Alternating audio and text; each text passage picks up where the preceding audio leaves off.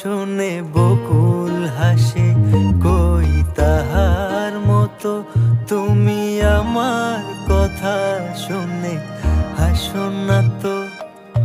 ধরার ধুলিতে যে ফাগুন আসে,